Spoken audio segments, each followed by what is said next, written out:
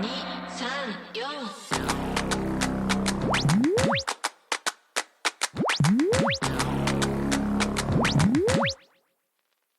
wild card round is officially over, and it's time to shift our sights forward. The special Division Series preview edition of Mayday starts right now.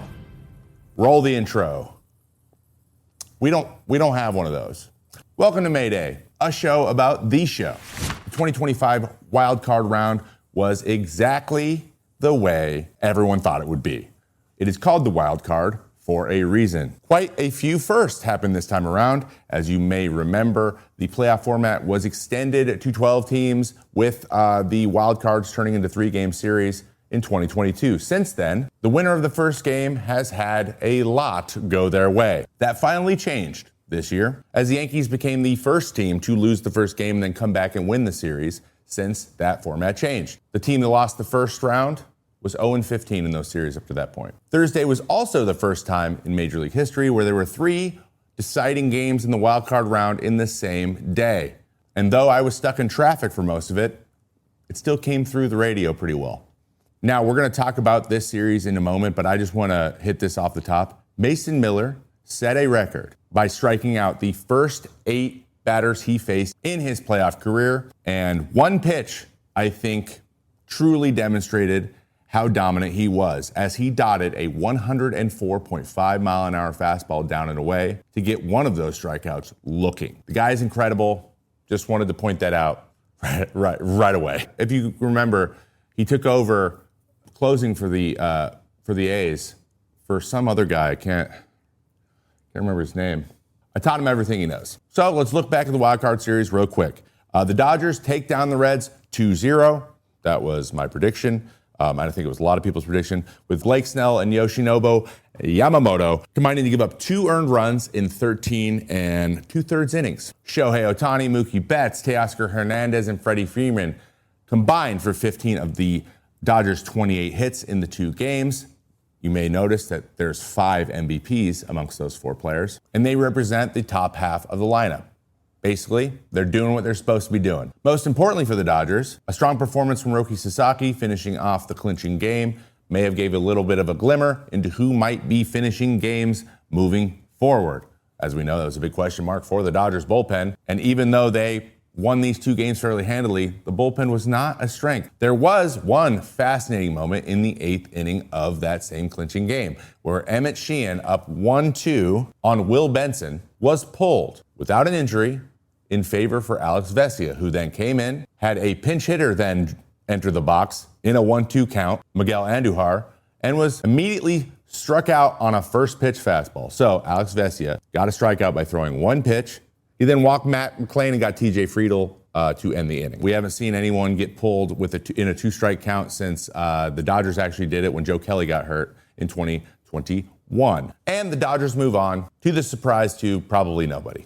Moving on, Tigers Guardians. Tigers take down their division rival 2-1 in the series on the back of Dylan Dingler's big 6th inning home run to break the 1-1 tie and give the 2-1 lead to the Tigers. Now, you may remember the night before, the Guardians did the very same thing with Brian Rocchio, breaking the tie with his own solo shot, and then the floodgates open a little bit, leading to a Guardians 6-1 win. The most interesting thing about this is the Guardians overcame a 15.5 game lead in the division just to line up with the same team. So if you really think about it, something that amazing, that historic, the biggest comeback in history, literally didn't matter at all because the same 2 teams, regardless of who won the division, were going to face off in the winner-takes-all series to start the playoffs. The collapse did not matter at all, and I'm still processing what that means.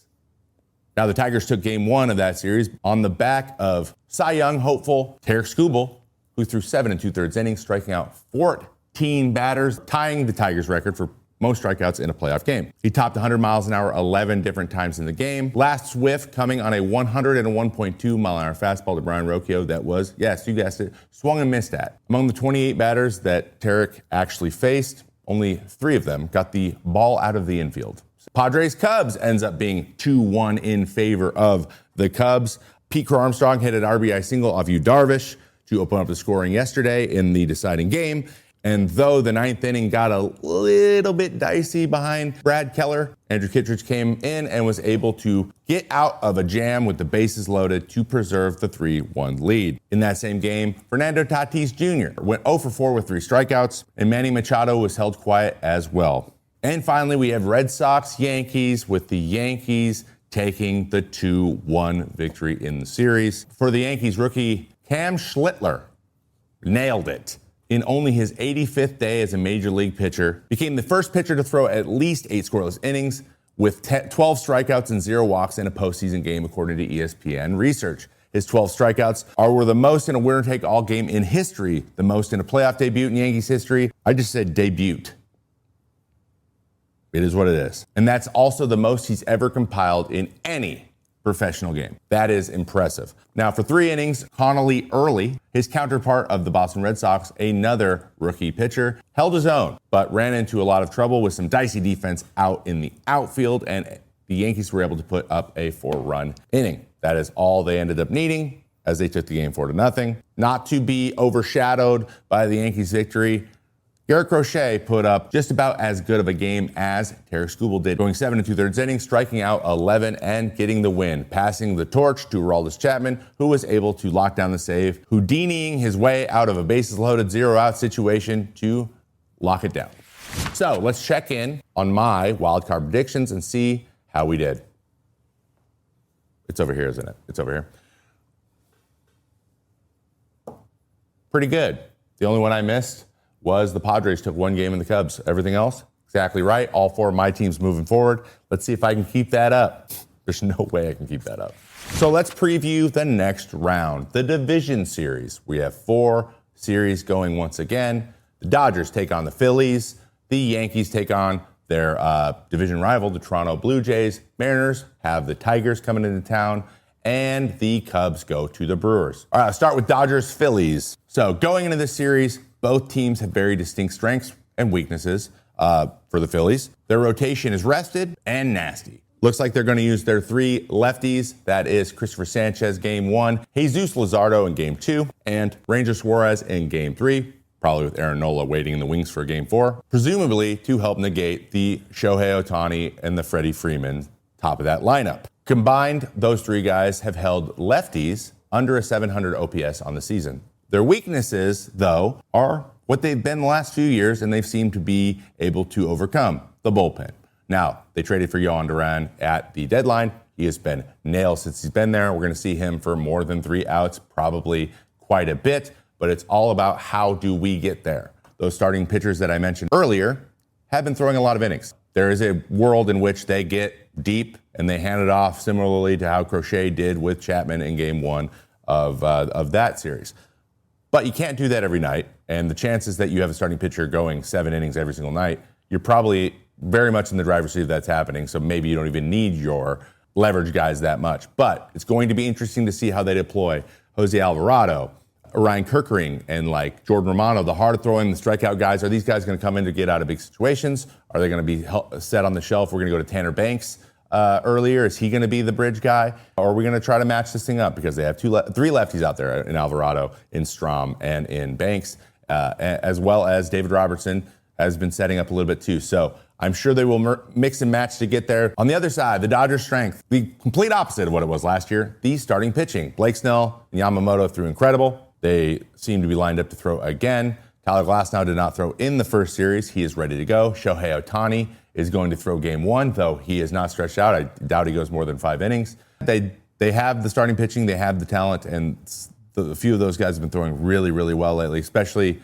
when you have Hall of Famer Clayton Kershaw also waiting in the wings. That is going to be interesting to see how deep they go into the game, because their weakness is very similar to the Phillies. That bullpen has a lot of question marks. Blake Treinen's been a little bit better lately, but he has not been as effective as he has been historically. Who knows what Tanner Scott's going to give you, though there has been one bright spot in Roki Sasaki. When you say, hey, go throw as hard as you can and throw that forkball / splitter, whatever he wants to call it, he's very hard to hit. And we're seeing triple digits out of him once again, and that forkball being absolutely devastating. This might be his best case scenario, and he could be the guy who finishes games. And it's going to be really interesting to see how the 5th through the 8th are handled on both sides. Key matchups is Matt Strom and how he is deployed against those lefties that I mentioned at the top of that lineup for the Dodgers. It's going to be so important that they neutralize Shohei Ohtani and Freddie Freeman. They are killers and have been killers in the playoffs. So how are we going to get those two out? Also, it'll be interesting to see what version of Bryce Harper we get, because he's had a little bit of rest, though this season, by all metrics, is a solid season. It's not quite a Bryce Harper season. So we'll see what kind of version of him we get. Guys, outside chance of winning the MVP if that team moves on. For the Phillies, Trey Turner, he is a spark plug. He is the athletic, take the extra base, make a big play, and he is the middle of that defense. All of those things are going to have to be tight, and if he mixes in a home run or two or a 3-hit game, he might be the guy that is the difference maker for the Phillies. And on the other side, it's Teoscar Hernandez. He had 2 home runs in the first game of the wild card series. He has a career 1.333 OPS against lefties in the playoffs, and he seems like he is getting hot right at the right time, so pay attention to him. If the Dodgers move on, he could be their MVP. Tigers and Mariners. The Mariners host the Tigers, and for the first time in a very long time, one of their big strengths is power. Suarez, Cal Raleigh, Julio Rodriguez has come on. Josh Naylor. They have 5 everyday players with over 25 home runs, and Josh Naylor has a .490 slugging percentage. So they have been putting the balls in the gaps and over the fence in a park that's not easy to do. That is something that you need in the playoffs, and I think they are well positioned to hit those big home runs when they need them. And obviously we know about their starting pitching. They got the guys lined up. One of their big weaknesses, though, is their pitching on the road with a 4.5 ERA. That is the highest of any team left in the playoffs, which is weird considering that the Mariners are known for their pitching. They specialize in winning low-scoring games, but that has not been the case on the road, so it's about taking care of business at home. Now, on the other side, big strengths for the Tigers. What's it going to look like if they are able to pull this thing out? Tarik Skubal's going to have to pitch twice at the level that he is pitching now. He's just got to put the team on his back. Put him in a backpack, take him to the finish line. Tarik Skubal is the name of the game. Their weakness has been their lineup. Now, they've been mix and matching all year. They've been platooning. They almost have a guy who can hit left or right at every single position. That has not worked lately, as their clinching game that they just won 6-3 was the first time they had scored more than 5 runs since September 10th. The key matchup will be Tarik Skubal versus Cal Raleigh. Cal Raleigh has definitely improved his offense from the right side this season, improving from a 600 OPS into the thousands. So will there be a big homer? We'll have to wait and see. He is 2 for 9 against Skubal career and with a home run. Power on power. The wild cards for the Mariners. We know how good Julio Rodriguez is in July, and we know how good he is in August, and we know how good he's in September. But how good is he in October? Are we still going to see the guy that's red hot, the center fielder that runs everything down, the phenom himself? Or will we see April? It'll be interesting. He is a guy who plays up the crowd. He plays with emotion, and sometimes that gets him a little bit ahead of his skis. So he is the wild card for me. If the Mariners move on, Julio Rodriguez will probably be a big reason for that. On the other side, it's Kerry Carpenter again. Bunch of righty starters that he is in the lineup to hit. And he's been a little quiet so far. They're going to need him to get hot. If Kerry Carpenter gets hot, there's not a lot for the Mariners to do in order to neutralize him. So pay attention to that. What about Cubs Brewers? Cubs took the season series 7-6 over the Brewers. These teams have been beating up on each other constantly. So the Brewers, their strengths, excellent fundamental baseball. They do not make mistakes just to make them. They don't take stupid chances. They take the extra base. They make the plays they're supposed to make. They steal bases, don't strike out. And though the power might be a little bit lower than you would like, they just make the plays they're supposed to make. So you can't count on pressuring them into make unforced errors. But the weakness is that power.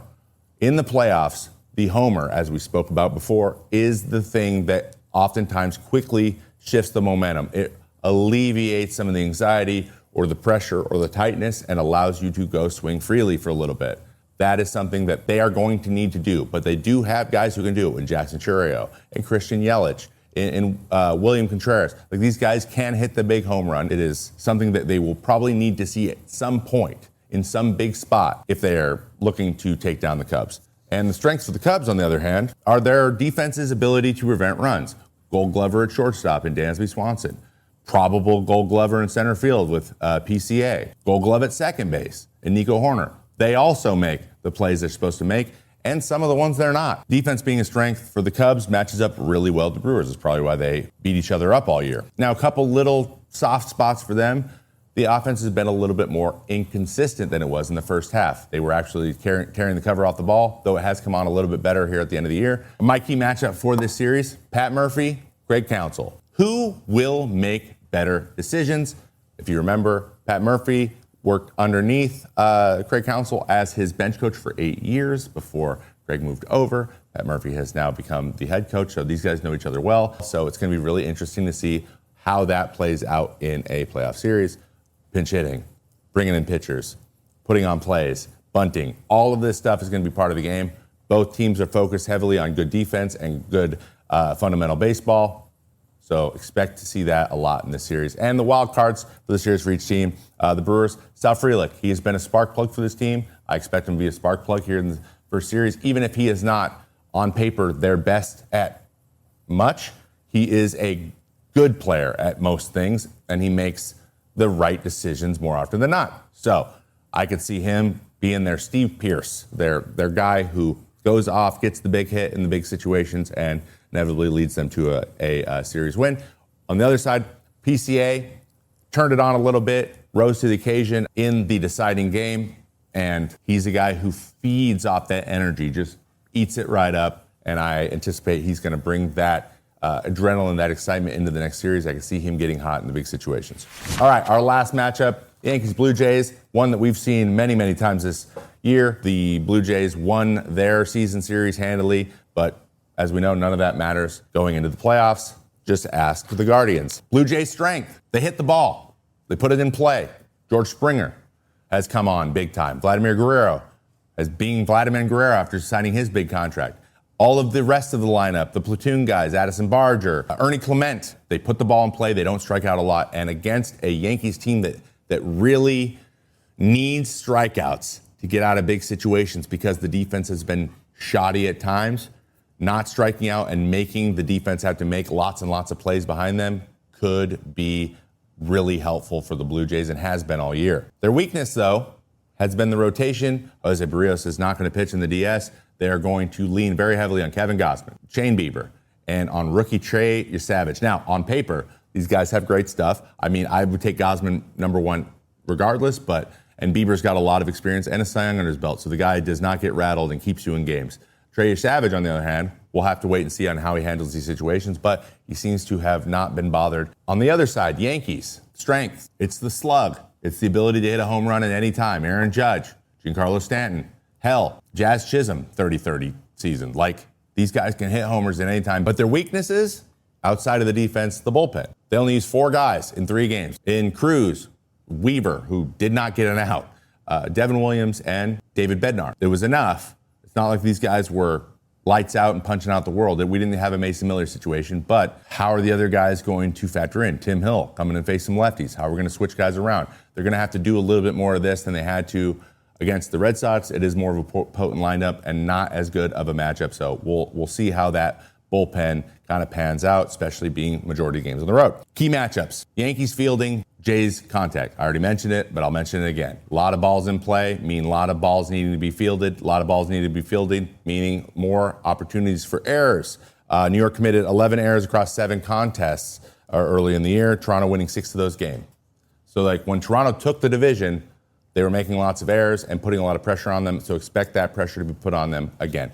So the wild cards, I think a big one, a guy maybe outside of the main guys that you were thinking about for the Yankees, Ben Rice.